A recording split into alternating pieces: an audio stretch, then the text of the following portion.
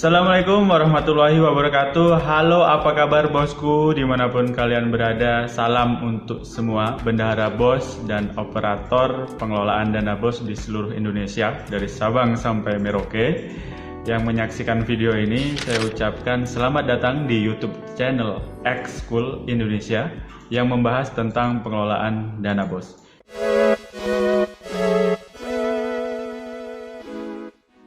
Halo, apa kabar semuanya bendahara bos di seluruh Indonesia ataupun operator pengelolaan dana bos di seluruh Indonesia dimanapun kalian berada, terutama yang mengelola dana bos menggunakan aplikasi X-School.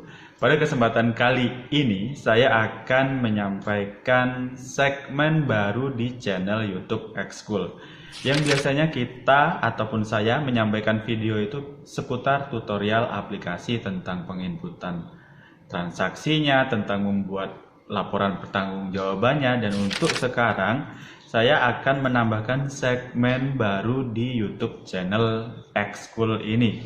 Dan segmen baru ini saya beri nama yaitu Bedah Juknis. Oke, sekali lagi segmen baru ini adalah Bedah Juknis.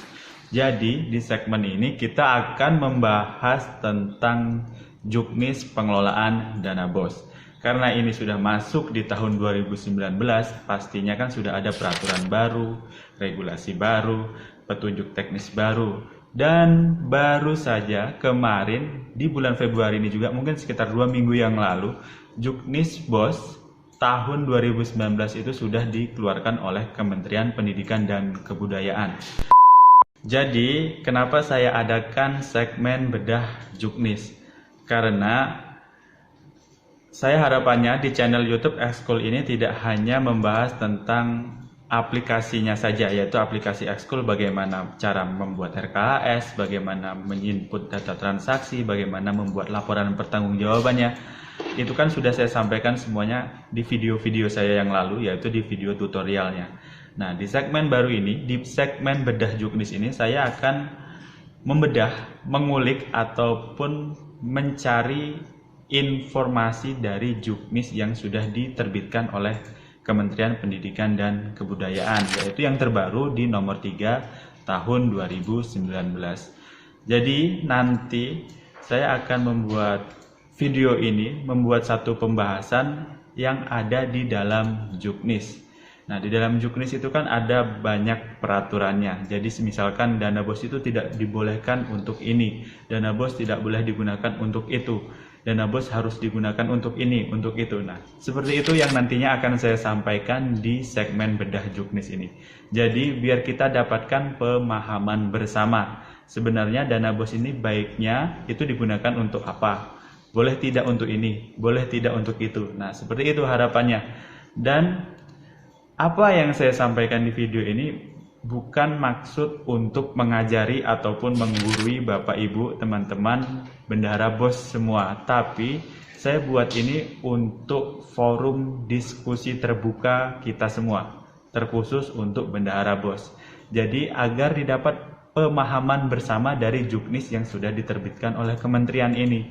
Karena kan banyak kasusnya juknis sudah dikeluarkan oleh kementerian, disebarkan ke sekolah-sekolah, ke bendahara dan operator bendahara sekolah, dipelajari masing-masing. Pastinya kan ada pemahaman yang berbeda. Saya mempelajari juknis ini, saya menangkapnya intisarinya adalah A gitu. Belum tentu nanti pihak lain atau guru lain atau bendahara lain mempelajari juknis pemahamannya sama dengan apa yang saya pahami. Makanya itu di sini nanti apa yang saya buat di konten ini bisa menjadi diskusi terbuka, khususnya untuk bendahara bos, agar didapat pemahaman bersama. Dana bos ini baiknya untuk ini, dana bos itu tidak boleh untuk itu. Nah, seperti itu harapan saya. Oke, jadi itu tadi yang saya sampaikan tujuan dari adanya segmen Bedah Juknis. Intinya untuk forum diskusi bersama seluruh bendahara bos yang mengelola dana bantuan operasional sekolah reguler. Oke ya Bapak Ibu dan teman-teman semua. Jadi segmen Bedah Juknis ini di sini kita sama-sama belajar. Saya belajar, Bapak Ibu juga belajar, namun kita diskusikan nantinya di forum ini. Jadi nanti ada satu topik pembahasan misalkan tentang larangan penggunaan dana bos. Nanti akan saya sampaikan dalam bentuk video Nah, misalkan nanti apa yang saya pahami, apa yang saya sampaikan dalam video ini ternyata berbeda dengan pemahaman Bapak Ibu semuanya, bisa diposting atau didiskusikan di kolom komentar yang ada di bawah. Jadi ketikkan saja apa pendapat Bapak Ibu semua tentang apa yang saya sampaikan ini. Misalkan apa yang saya sampaikan ini salah, tidak tepat, atau kurang baik, atau tidak benar, jadi bisa dikomenkan atau didiskusikan di bawah. Jadi istilahnya kita di sini bukan membentuk suatu perdebatan, tapi melainkan diskusi bersama. Itu harapan saya. Dan pada kesempatan kali ini di segmen yang pertama Bedah Juknis, kita akan membahas tentang larangan penggunaan dana BOS. Jadi di Juknis nomor 3 tahun 2019, Juknis terbaru itu menjelaskan larangan penggunaan dana BOS. Dana BOS itu tidak boleh digunakan untuk ini loh gitu. Dana BOS itu tidak boleh untuk ini, dana BOS tidak boleh untuk itu. Dan itu sudah saya rangkum, itu ada 17 poin larangan penggunaan dana BOS. Untuk itu perhatikan atau simak terus video ini agar bisa kita dapatkan pemahaman bersama tentang larangan penggunaan dana BOS. Tapi sebelum ke segmen pembahasannya, jangan lupa untuk diklik like dan subscribe. Jangan lupa pastikan subscribe, dan subscribe. Terima kasih.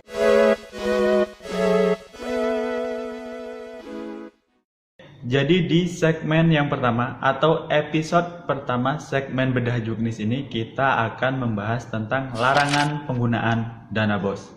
Yang itu sudah dijelaskan pada peraturan terbaru, yaitu nomor 3 tahun 2019 tentang petunjuk teknis pengelolaan bantuan operasional sekolah reguler yang telah diterbitkan oleh Kementerian Pendidikan dan Kebudayaan Republik Indonesia.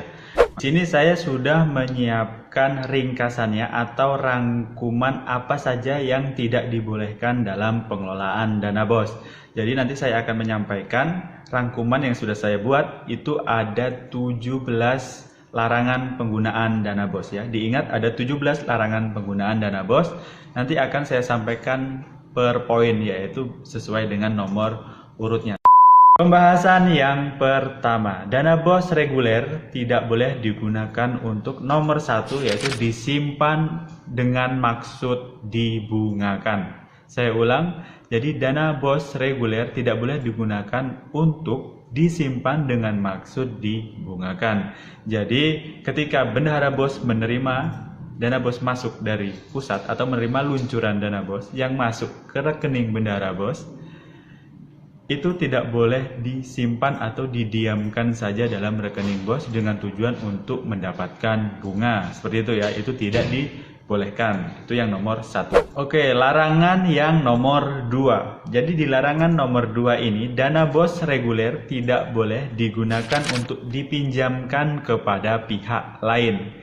Ya, jadi saya ulang, dana BOS tidak boleh digunakan untuk dipinjamkan kepada pihak lain. Jadi misalkan dipinjamkan ke kerabat kepala sekolah, atau dipinjamkan ke kerabat bendahara, ataupun dipinjamkan ke tenaga pendidik atau staf yang ada di sekolah tersebut, itu tidak boleh. Jadi saya ulang lagi, larangan yang nomor 2 adalah dana BOS tidak boleh digunakan untuk dipinjamkan kepada pihak lain. Itu yang nomor 2. Oke, selanjutnya di poin yang nomor 3, yaitu dana BOS tidak boleh digunakan untuk membeli perangkat lunak atau software atau aplikasi pengelolaan dana BOS. Jadi dana BOS itu tidak boleh digunakan untuk membeli aplikasi ataupun software ataupun perangkat lunak yang digunakan untuk pengelolaan dana BOS, ataupun untuk pelaporan dana BOS, ataupun aplikasi sejenisnya. Itu tertuang di Juknis nomor 3 tahun 2019. Itu yang nomor 3. Oke, saya lanjutkan untuk larangan nomor 4. Jadi dana BOS tidak boleh digunakan untuk sewa aplikasi pendataan atau aplikasi PPDB dalam bentuk jaringan atau daring. Seperti itu ya, saya ulang lagi. Jadi dana BOS itu tidak boleh digunakan untuk sewa aplikasi pendataan atau aplikasi PPDB, yaitu penerimaan peserta didik baru, yaitu dalam bentuk sewa aplikasi jaringan atau daring. Selanjutnya yang nomor 5, yaitu dana BOS reguler tidak boleh digunakan untuk membiayai kegiatan yang bukan prioritas sekolah. Misalkan studi banding, karya wisata, ataupun sejenisnya. Itu yang nomor 5. Dana BOS reguler tidak boleh digunakan untuk membiayai kegiatan yang bukan prioritas sekolah. Misalkan studi banding atau karya wisata ataupun kegiatan sejenisnya. Oke, kita lanjutkan larangan yang nomor 6. Jadi di larangan nomor 6 ini, dana BOS reguler tidak boleh digunakan untuk membayar iuran kegiatan MKKS, MGMP, KKG, KKS, kegiatan yang diselenggarakan oleh UPT kecamatan, kabupaten, kota, provinsi, ataupun kementerian. Jadi sifatnya kegiatan itu yang melibatkan iuran dan sekolah harus membayar iuran tersebut itu tidak dibolehkan. Ya, jadi membayar iuran untuk kegiatan yang sudah saya sampaikan tadi itu tidak dibolehkan. Nah, misalkan bagaimana ternyata di sekolah tersebut tetap harus mengikuti kegiatan yang saya sampaikan tadi kayak MGMP, KKS, terus MKKS, KKG, ataupun kegiatan yang diadakan oleh kabupaten kota, kementerian, ataupun provinsi. Nah, itu dibolehkan menggunakan dana BOS, yaitu tapi hanya untuk transport saja, ya, transport dan akomodasi. Itu pun disesuaikan dengan standar biaya umum yang ada di daerahnya masing-masing. Misalkan ada peraturan jarak minimal sekian, itu baru boleh menganggarkan untuk transportasi dan akomodasinya. Tapi misalkan tidak masuk dalam standar biaya umum yang ada di daerahnya masing-masing, itu tidak dibolehkan menggunakan dana BOS.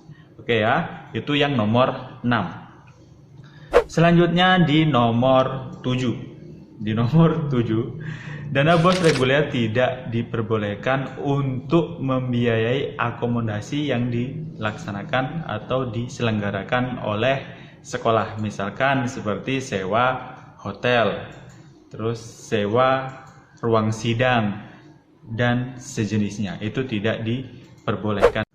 Oke, kita lanjutkan larangan di nomor yang 8. Di nomor 8 ini, dana BOS reguler tidak boleh digunakan untuk membeli pakaian, seragam, sepatu bagi guru atau peserta didik untuk kepentingan pribadi dan bukan untuk kepentingan inventaris sekolah.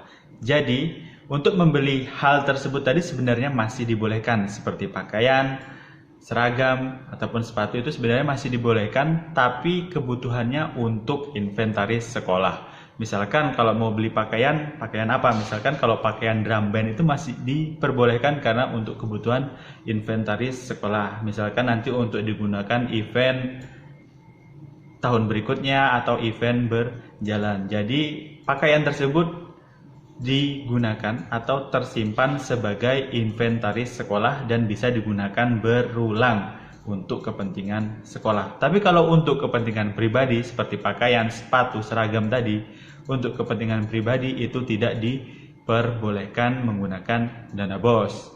Oke ya. Oke, kita lanjutkan untuk larangan penggunaan dana BOS di nomor 9 dan 10.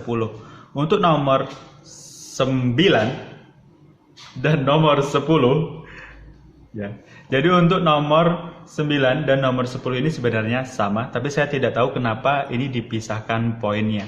Intinya dari nomor 9 dan nomor 10 ini, dana BOS tidak boleh digunakan untuk rehabilitasi sedang dan berat, itu ada di nomor 9, dan di nomor 10-nya, dana BOS tidak boleh digunakan untuk rehabilitasi sarana dan prasarana dengan kategori rusak sedang dan rusak berat. Jadi intinya ini sama, tidak boleh digunakan untuk rehabilitasi sarpras yang ada di sekolah.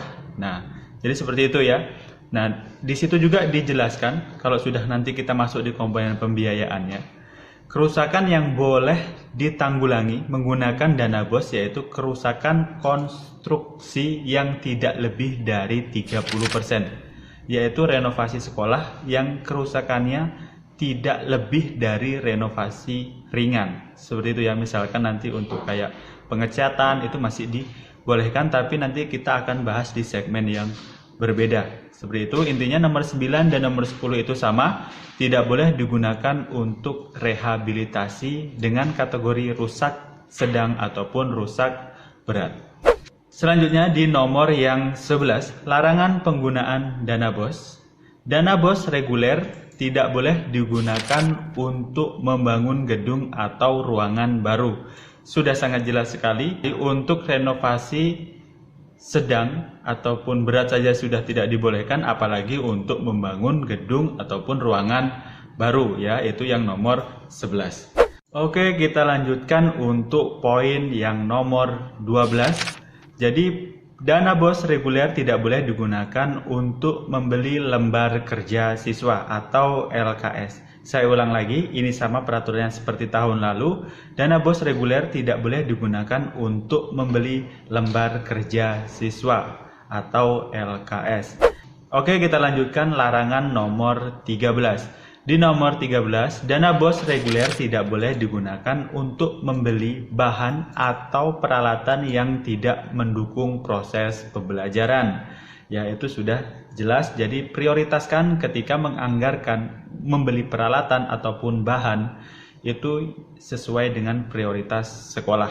Misalkan itu tidak termasuk dalam prioritas sekolah, tidak usah dianggarkan dalam RKAS. Selanjutnya di poin 14, yaitu dana BOS tidak boleh digunakan untuk membeli saham. Ya, ingat ini untuk kepala sekolah atau bendahara sekolah yang memiliki kuasa atas penggunaan dana BOS, jangan coba-coba untuk menggunakan dana BOS main saham. Jadi intinya di nomor 14, jangan gunakan dana BOS untuk membeli saham.